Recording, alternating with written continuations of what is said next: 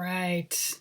Hey, gentlemen. So, as I mentioned in my last video, Justin asked a really good question, which is why is it that in DNA structure and during DNA replication, A's always bond with T's and C's always bond with G's? So that would be the adenine nucleotides are always bonding with the thymine nucleotides, and the guanines are always bonding with the cytosines.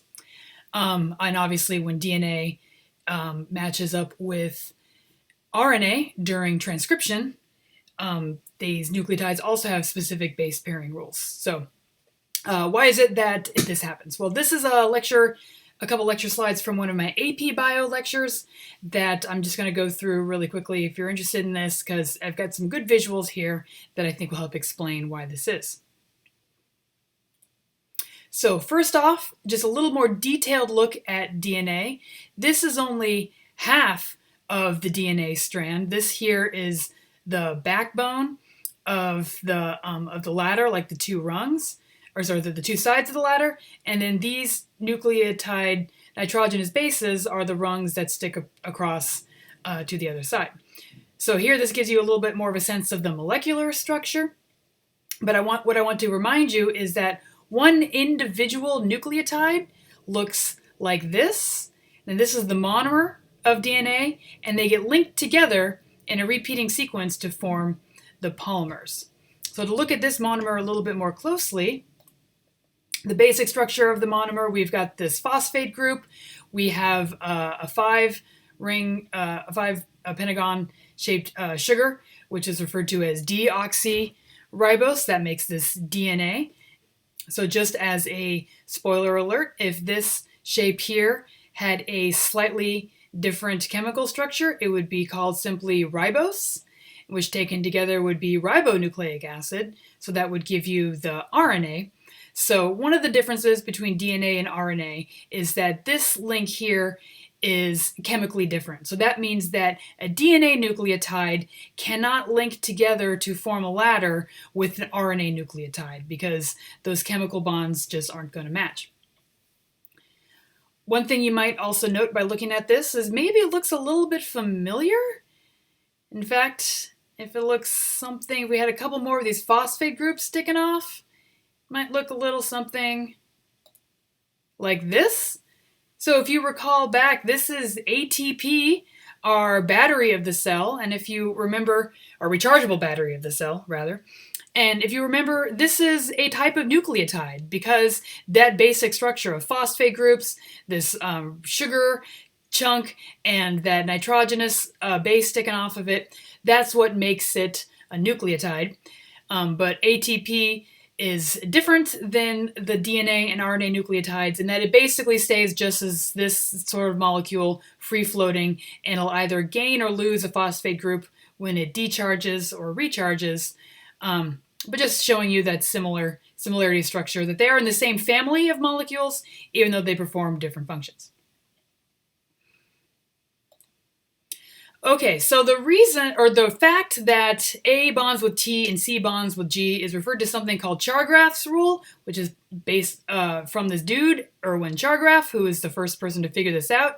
Basically, he distilled down all of the individual nucleotides in a living cell and measured them out, essentially. And what he found is that no matter whatever the cell was, the number of A's and T's was always identical, and the number of C's and G's was always identical. So say if you had 100% of the nucleotides, 30% might have been A's and 30% might have been T's, and then 20% would have been G's and 20% would have been C's. So he was the person to figure out, oh, these seem to be pairing up for some reason, just mathematically. But it took us a really long time. It took us a really long time to figure out chemically why that is. So here's a more detailed view of DNA. We've got different ways of representing the same thing. It's showing that double helix swirly shape. But what I want you to do is look at this centerpiece here and specifically look at these nitrogenous rungs and look at these links that are forming with one nucleotide on one side and one nucleotide on the other side. And I want you to think about it for just a minute and tell me what you notice.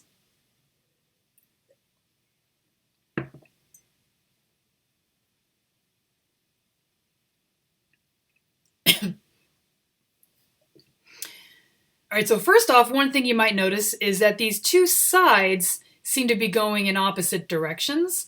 This is referred to as an anti-parallel structure, that we have what's called the 5' end and the 3' end of each of these strands of DNA. That's basically, that gives us a sense of which direction the DNA is read in. Just like in English, we read sentences from left to right. In Hebrew, you read sentences from right to left. Some traditional East Asian languages would read from top to bottom. But the point here is that in this code, since it's a three-dimensional molecule that moves around in space, left and right don't really mean anything. So the enzymes that read along these strands read from the 5' to the 3' end. And as we saw in DNA replication, they go in opposite directions. So the other thing looking at here are these bonds, and you might notice that the T's and the A's, they only have 2 hydrogen bonds connecting them together, while the G's and the C's have 3 hydrogen bonds.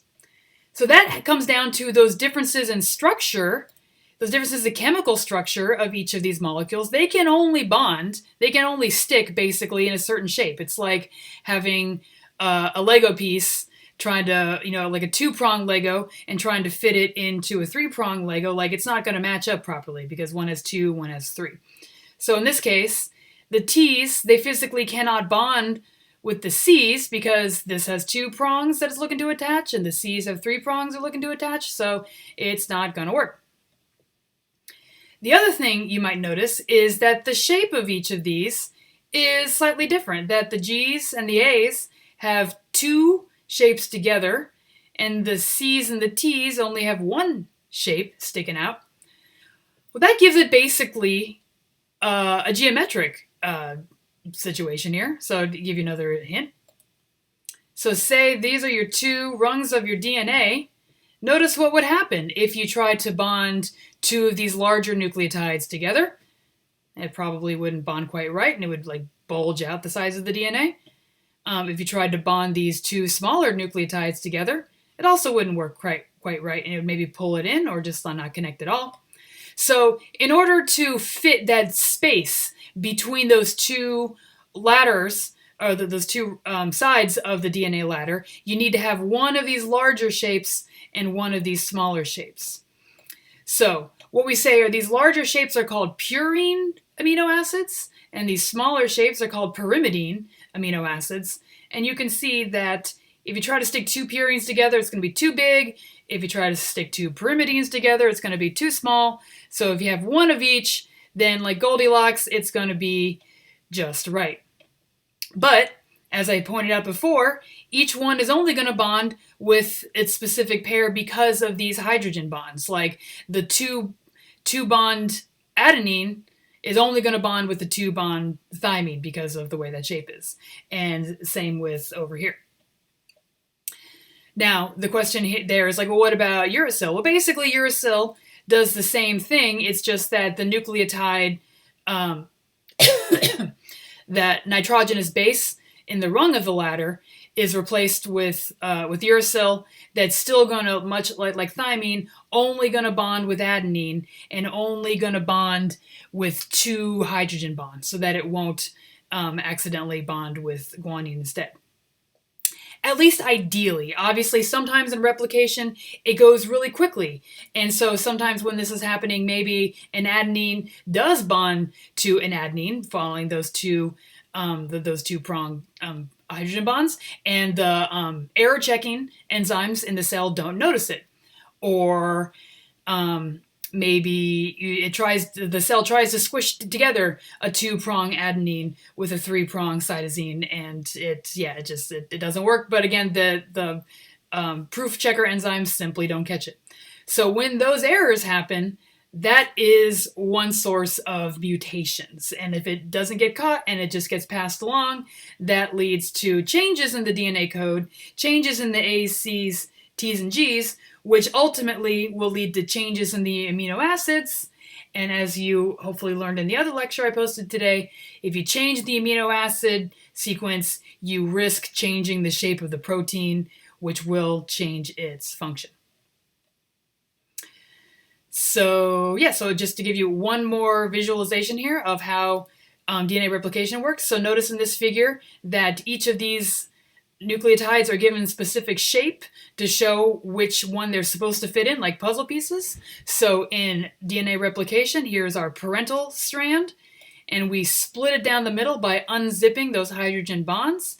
And then enzymes bring in nucleotides to pair up and match all the ones that they fit.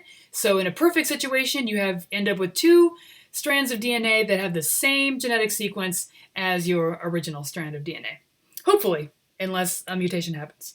But as we'll see when we talk about it, mutation is important because even though some mutations are bad, most mutations don't do anything, and every once in a while, a mutation does something new that ends up being an advantage in the overall organism.